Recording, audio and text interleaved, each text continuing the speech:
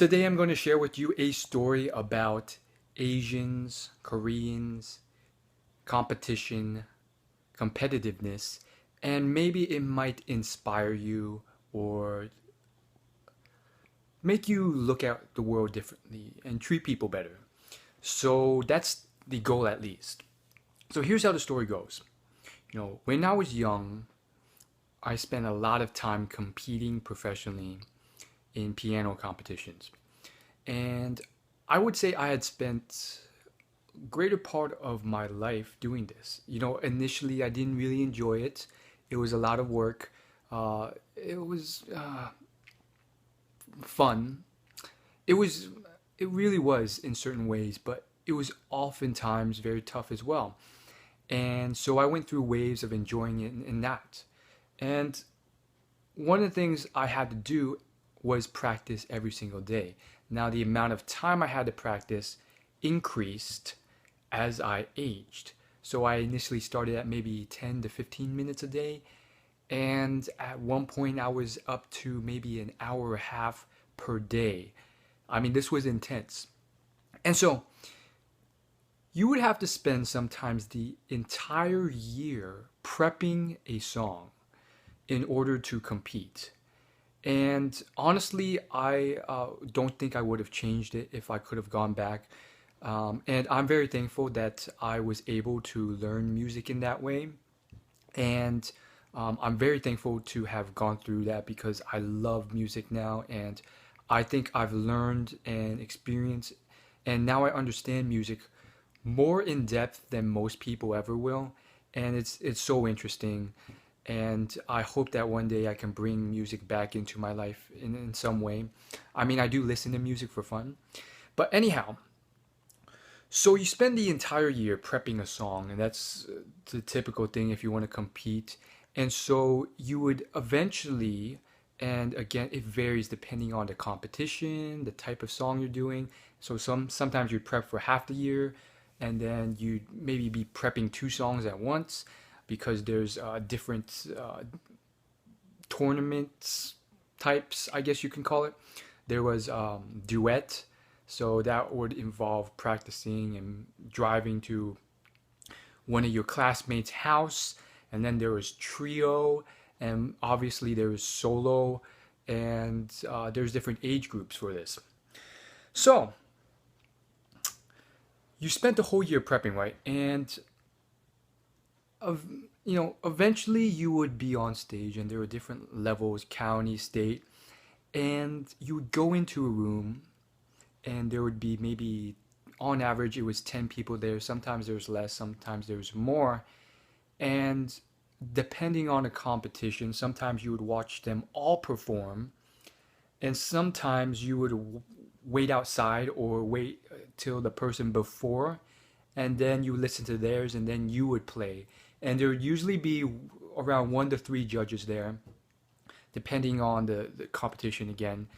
And they would judge everyone, and then they would hand out awards and prizes.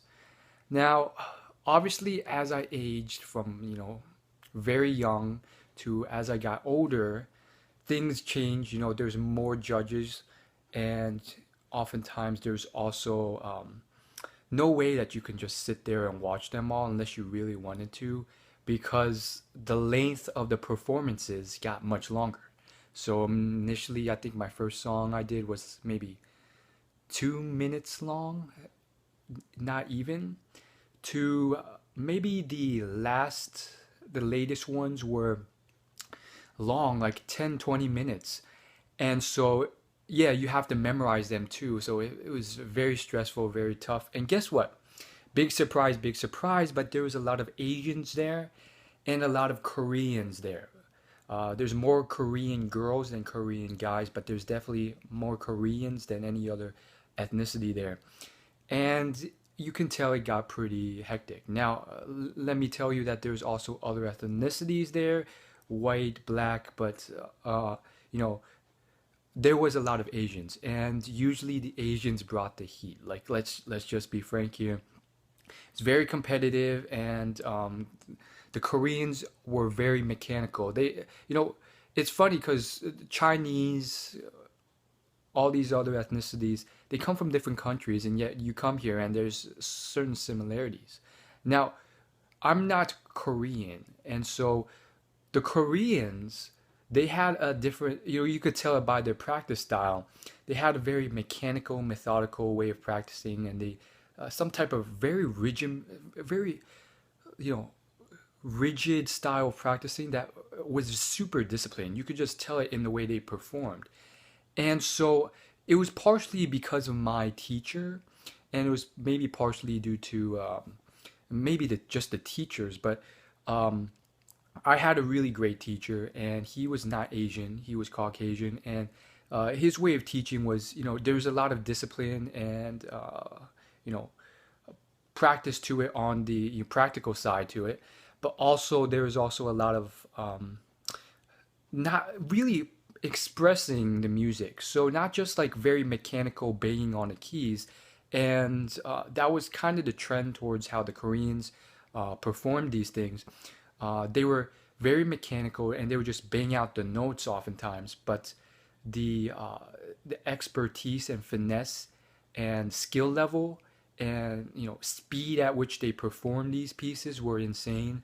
Yes, it was classical music usually, almost always, and it was just ridiculously insane. Like the amount of expertise and skill and speed that they would play was just like ridiculous. But they definitely didn't emphasize as much the qualitative aspects in terms of what my teacher did more so, which was um, it was a lot of more qualitative. I guess you could call it performance. Like there's different ways of pressing down on the keys, and if you really want, like if it's a sad song or a happy song, you can't just bang it out the same. Like you don't bang it out. You move into the keys and so forth. And so that's like the crash course on it. It gets more deep than that, but you get the point. So anyhow, that was kind of the culture behind it. And my teacher usually had a lot of Chinese students, and uh, I would say we kind of lagged behind in certain ways because we were more qualitative, and I guess because of the practice regimen wasn't as intense as the Koreans. So the thing I want to really highlight was that after a few years of doing this, um, uh, my teacher he told me, and he told all the other students, I want you to after no matter who wins, I want you to go up to them and congratulate them and be friendly, because I don't like how the culture's been, and I don't like the sheer competitiveness, the coldness, and so that's probably one of the biggest things I want to get across through this video. That was really awesome of him to do such a thing. And honestly, looking back, it was kind of stupid because it's like all this competitiveness, all this like practice, and at the end of the day, you get like a plastic ribbon, maybe you get a trophy or medal, and it was just ridiculously stupid. Like, why? Um, and so I think it was, honestly, I don't think it was as cold as people perceived it. And I remember, we didn't we did a duet competition and we didn't do well. I don't think we even placed. It goes first, second, third, and honorable mention. And sometimes they'll award two people for first, two people for second place, depending on the judge.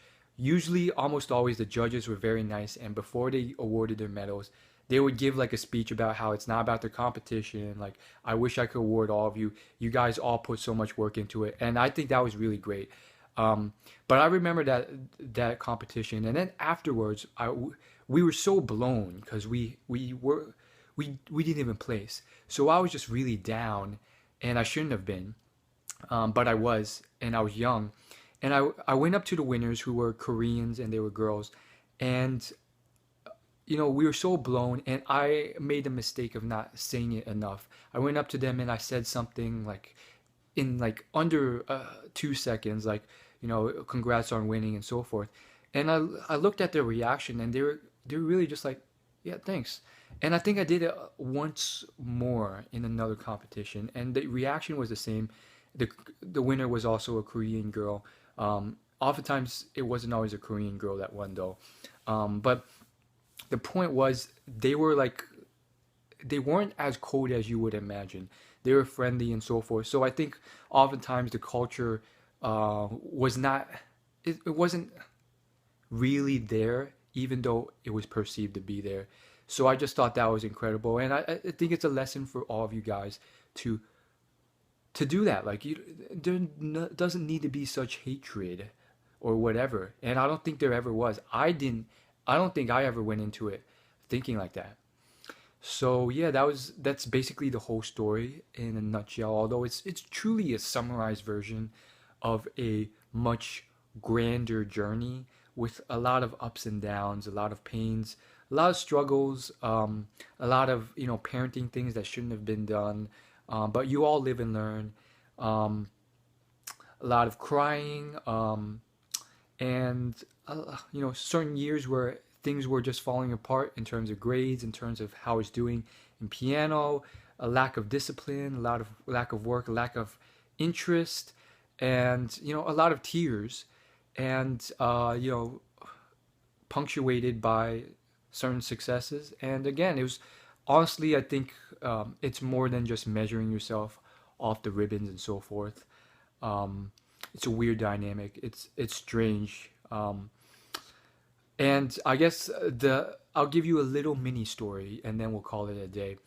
I remember the very first competition I did. This was when I first got started. Maybe it was a few years after I started being tutored.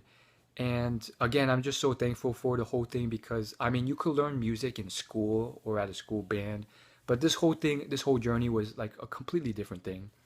And I owe a lot to my teacher for that. He was a great guy. And so